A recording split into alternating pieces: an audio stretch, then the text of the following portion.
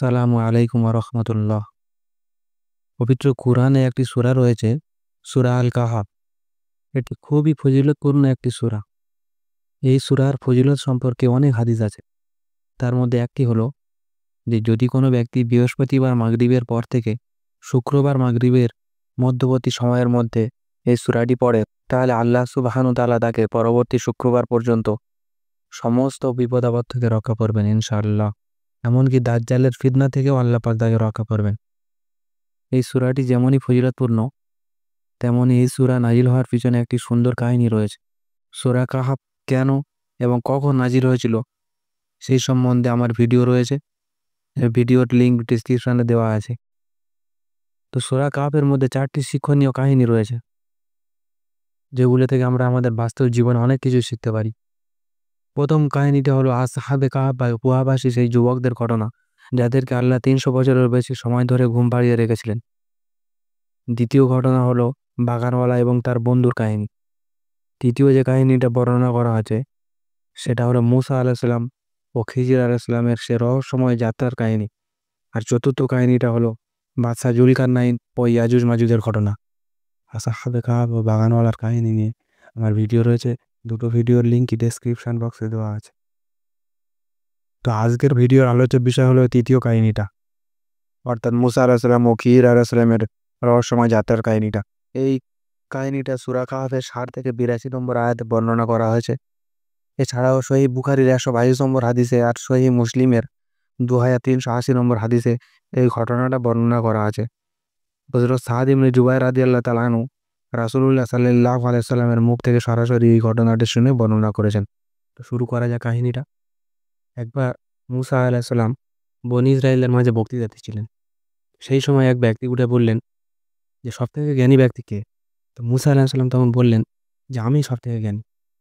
আল্লাহ সুবহানাহু ওয়া তাআলা তখন মুসা আলাইহিস সালামকে সতর্ক করলেন এবং ওহীর মাধ্যমে জানালেন যে 2 সমুদ্রের মোহনায় আমার একজন বান্দা রয়েছে যে তোমার থেকেও বেশি জ্ঞানী। তখন মুসা আলাইহিস সালাম প্রশ্ন করলেন যে হে আমার প্রতিপালক, আমি তার সাক্ষাৎ কিভাবে পাবো? তখন মুসা আলাইহিস সালামকে বলা হলো যে তুমি লবণ মাখানো একটি মৃত মাছ থলের মধ্যে নিয়ে সেই 2 সমুদ্রের মোহনায় যাবে। যেখানে মাছটি হারিয়ে যাবে সেখানেই তুমি সেই জ্ঞানী ব্যক্তিকে পাবে। তো মুসা আলাইহিস সালাম তখন তার খাদেম ইউশা ইবনে নুন আলাইহিস সালামকে বললেন যে 2 সমুদ্রের মাঝে এমন একজন ব্যক্তি আছেন যিনি আমার থেকেও জ্ঞানী। আমি তার সাথে দেখা করতে চাই। যদি যুগ যুগ ধরেও আমাকে হাঁটতে হয় তবুও আমি হাঁটবো তার সাথে দেখা না হওয়া পর্যন্ত। মুসা আলাইহিস সালাম তখন তার খাদেম ইউশা ইবনে নুন আলাইহিস সালামকে সাথে নিয়ে মাছের থলে নিয়ে সেই সমুদ্রের মোহনায় সেই ব্যক্তির সন্ধানে যাত্রা করলেন। ইউশা ইবনে নুন আলাইহিস সালাম একজন নবী ছিলেন, যাকে মুসা আলাইহিস সালামের পরে নবুয়তের দায়িত্ব দেওয়া হয়। তো তারা চলতে চলতে এক জায়গায় এসে ক্লান্ত হয়ে বিশ্রাম নেওয়ার জন্য একটা পাথরের গায়ে শুয়ে পড়লেন। সেই সময় মাছটি তার থলে থেকে বের হয়ে সুড়ঙ্গের মতো পথ করে সমুদ্রে চলে গেল। ইউশা আলাইহিস সালাম মাছটি দেখতে পেলেও তিনি সে কথা মুসা আলাইহিস সালামকে বলতে ভুলে গেলেন। এরপর তারা আবার চলতে শুরু করলেন এবং কিছুক্ষণ পরে মুসা আলাইহিস সালাম বললেন যে আমরা খুব ক্লান্ত হয়ে পড়েছি, মাছটা নিয়ে আসো, আমাদের খাবার নিয়ে আসো। তখন তার খাদেম বললেন আমরা তো সেই পাথরের কাছে মাছটার কথা ভুলে গেছি। তখন মুসা আলাইহিস সালাম বললেন আমরা তো ওই স্থানটিরই সন্ধান করছিলাম। তখন তারা নিজেদের পায়ের চিহ্ন ধরে সেই পাথরের কাছে গিয়ে দেখলেন যে একজন ব্যক্তি কাপড় মুড়ি দিয়ে আছেন। ইনি হলেন হযরত খিজির আলাইহিস সালাম। মুসা আলাইহিস সালাম তাকে সালাম দিলেন। তখন খিজির আলাইহিস সালাম বললেন এই জনমানবহীন স্থানে সালাম কোথা থেকে আসলো? তখন মুসা আলাইহিস সালাম বললেন যে আমি মুসা। খিজির আলাইহিস সালাম বললেন তুমি কি বনী ইসরাইলের মুসা? মুসা আলাইহিস সালাম বললেন হ্যাঁ, আল্লাহর পক্ষ থেকে আপনাকে যে জ্ঞান দেওয়া হয়েছে তা থেকে শিক্ষা নেওয়ার জন্যই আমি এখানে এসেছি। আমি কি আপনাকে অনুসরণ করতে পারি? খিজির আলাইহিস সালাম বললেন হে মুসা, আপনি আমার সাথে ধৈর্য ধরতে পারবেন না, কারণ আল্লাহ আমাকে যে জ্ঞান দিয়েছেন তা আপনাকে দেননি, আর আপনাকে যে জ্ঞান দিয়েছেন তা আমাকে দেননি। তখন মুসা আলাইহিস সালাম তখন বললেন যে আল্লাহ চাইলে আপনি আমাকে ধৈর্যশীল পাবেন এবং আমি আপনার আদেশ অমান্য করব না। খিজির আলাইহিস সালাম বললেন ঠিক আছে, আপনি যদি আমার সাথে থাকতেই চান তাহলে নিজে থেকে কোনো কিছু জিজ্ঞাসা করবেন না, যে পর্যন্ত না আমি আপনাকে নিজে থেকে জানিয়ে দিই। অতঃপর তারা সমুদ্রের তীর বরাবর পায়ে হেঁটে চলতে লাগলেন, কারণ তাদের কাছে কোনো নৌকা ছিল না। কিছুক্ষণ পরে একটা নৌকা তাদের কাছ দিয়ে যাচ্ছিল। তখন তারা নৌকাওয়ালাদের বললেন তাদেরকে নৌকাতে তুলে নিতে। নৌকাওয়ালা খিজির আলাইহিস সালামকে চিনতে পারলেন এবং ভাড়া না দিয়েই তাদেরকে নৌকাতে তুলে নিন। এই সময় একটা পাখি এসে নৌকার প্রান্তে বসে সমুদ্রে মুখ দিয়ে পানি খাচ্ছিল। খিজির আলাইসাল্লাম মুসা আলাইসাল্লামকে বললেন, সমুদ্রের পানি থেকে যে পরিমাণ পানি ওই পাখি ঠোঁটে উঠেছে, আমার এবং আপনার জ্ঞান আল্লাহর জ্ঞানের তুলনায় অতটুকুই কম। কিছুক্ষণ পর খিজির আলাইসাল্লাম নৌকার একটি তক্তা খুলে ফেললেন। এই দেখে মুসা আলাইসাল্লাম বললেন, আপনি কি করছেন?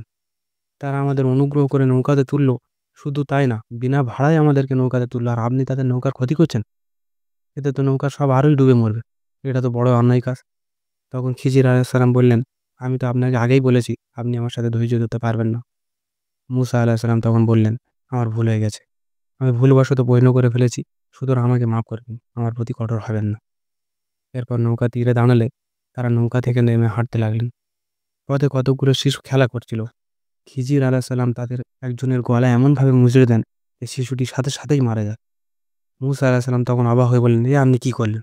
বিনা কারণে একজন শিশুকে হত্যা করলেন। খিজির আলাইসাল্লাম তখন আগের থেকে একটু কঠোর হয়ে বললেন, আমি কি আপনাকে আগে বলিনি যে আপনি ধৈর্য ধরতে পারবেন না? মুসা আলাইসাল্লাম তখন আগের মতো বললেন, আমার ভুল হয়ে গেছে, আমি আর কোনো প্রশ্ন করব না।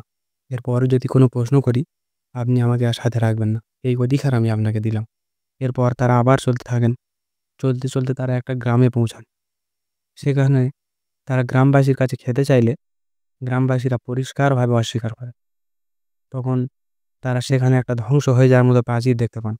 খিজির আলাইসাল্লাম সেই প্রাচীরটি ঠিক করে দিলেন। মুসা আলাইসাল্লাম তখন আবারও বললেন, আমরা তাদের আতিথ্য হতে চাইলাম, তারা মানা করলো, অথচ আপনি বিনা পারিশ্রমিকে তাদের প্রাচীর ঠিক করে দিলেন। খিজির আলাইসাল্লাম তখন বললেন, এইখানে আমার সাথে আপনার সম্পর্ক ছিন্ন হলো। রাসূলুল্লাহ সাল্লাল্লাহু আলাইহি ওয়াসাল্লাম বলেন যে মুসা আলাইসাল্লাম যদি সবর করতেন তাহলে আমাদের কাছে তাদের আরও ঘটনাবলী বর্ণনা করা হতো। এরপর খিজির আলাইহিসসালাম বললেন যে যেসব বিষয় আপনি ধৈর্য ধরতে পারেননি আমি সেগুলোর ব্যাপারে আপনাকে ব্যাখ্যা করছি। আমি নৌকাটি ফুটো করেছি কারণ সেই এলাকায় এক অত্যাচারী বাচ্চা ছিল। তার লোকেরা কোনো অক্ষত নৌকা দেখতে পেলে সেটা বাজেয়াপ্ত করে রেখে দিত। এই যে নৌকাটা, এর মালিক ছিল খুবই গরিব, আর তাদের আয়ের উৎস ছিল এই নৌকাটা। নৌকাটি ফুটো করার কারণে নৌকাটি বাজেয়াপ্ত হওয়া থেকে বেঁচে যায় এবং তাদের আয়ের উৎস বন্ধ হওয়া থেকে রক্ষা পায়। পর বাচ্চাটি হত্যা করার ব্যাপারে বললেন যে বাচ্চাটির জন্ম থেকেই তার তাকদিরে কাফির হওয়ার লেখা ছিল।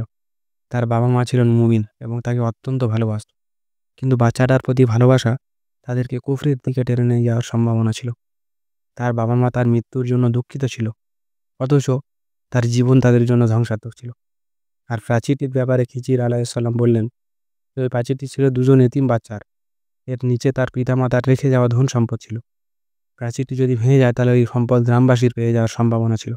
তাই তিনি প্রাচীরটি ঠিক করে দিলেন যাতে বাচ্চাগুলো বড় হয়ে সেই ধন সম্পদের মালিকানা পায়। মুসা আলাইসাল্লাম ও খিদির আলাইসাল্লামের এই যে বিস্ময়কর ঘটনা, তা আমাদের জীবনে অনেক গভীর বার্তা বহন করে। এটি কেবল একটি ঐতিহাসিক গল্প নয়, বরং এটি একটা বাস্তব শিক্ষা যা আল্লাহ স্বয়ং কুরআনের মাধ্যমে আমাদের সামনে তুলে ধরেছে। মুসা আলাইসাল্লাম ছিলেন নবী এবং সেই সময়ের একজন সর্বোচ্চ জ্ঞানী ব্যক্তি। তবু আল্লাহ তাকে এমন একজন মানুষের কাছে পাঠালেন যিনি এমন কিছু জানতেন যা মুসা আলাইসাল্লাম জানতেন না।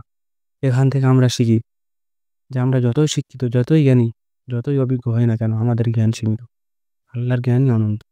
সুতরাং অহংকার নয়, নম্রতা ও অনুসন্ধিৎসা থাকা উচিত। খিজির আলাইসাল্লাম যখন নৌকা ফুটো করলেন, শিশুটিকে হত্যা করলেন এবং ভাঙা প্রাচীরটি ঠিক করলেন, সেটি প্রথমে ভুল, অবিচার বা অপ্রয়োজনীয় বলে মনে হয়েছিল, কিন্তু পরে তিনি ব্যাখ্যা করে বোঝালেন যে প্রতিটি কাজের পিছনে আল্লাহর রহস্যময় পরিকল্পনা আছে। আমাদের জীবনে এমন অনেক ঘটনা ঘটে যা আমরা বুঝতে পারি না। আমরা কষ্ট পাই, প্রশ্ন করি যে কেন এমন হলো, কিন্তু বিশ্বাস রাখ, আল্লাহ সর্বশ্রেষ্ঠ পরিকল্পনা করে। কিছু জিনিস আমরা এখন বুঝি না, কিন্তু পরবর্তীতে তার হিকমা আমাদের সামনে স্পষ্ট হয়ে যায়। মুসা আলাহিসাল্লাম অত্যন্ত ধৈর্যশীল একজন নবী ছিলেন, কিন্তু খিজির আলাহিসাল্লামের সঙ্গ পেতে গিয়ে তাকে আরও বেশি ধৈর্য ধারণ করতে হয়েছিল। এটি শিক্ষা দেয় যে সত্যিকারের জ্ঞান অর্জন করতে গেলে ধৈর্য ও বিনয় অবলম্বন করা আবশ্যক। জ্ঞান অর্জনের জন্য আগে অহংকার ভাঙতে হয়। খিজির আলাইহিসসালাম কোনো সাধারণ মানুষ ছিলেন না। আল্লাহ তাকে নিজেই জ্ঞান ও নির্দেশনা দিয়েছিলেন। এতে প্রমাণ হয় আল্লাহ যাকে চান তাকে বিশেষ হেদায়েত দেন। আমরা তার কাছে দোয়া করি যেন তিনি আমাদেরও সঠিক পথে পরিচালিত করেন। মুসা আলাইহিসসালামের মতো একজন নবীকে এই ঘটনা শেখানো হয়েছে আমাদের শেখানোর জন্য, যেন আমরা আমাদের নিজেদের জীবনে আল্লাহর উপর ভরসা রাখতে শিখি এবং চোখে না দেখলেও মনে করে নিই যে আল্লাহর পরিকল্পনা সব সময়ই উত্তম। আল্লাহ আমাদের সবাইকে কুরআনের আলোতে জীবন পরিচালনা তৌফিক দিন। আমিন। আসসালামু আলাইকুম। জাযাকাল্লাহু খায়রান।